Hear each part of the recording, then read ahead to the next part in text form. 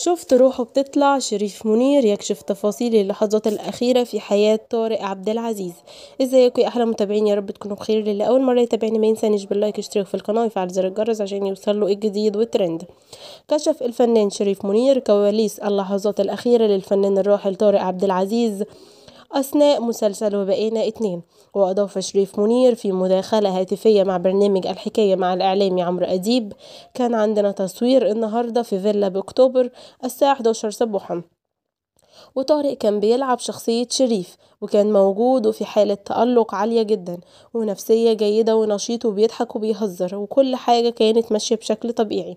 وأوضح: وفي مشهد أنا بعمله هو وممثلة شابة، عملنا بروفا وصورنا أول مرة الشوت وكان واقف جنبي، فالمخرج قال عاوزين نعمله مرة تانية.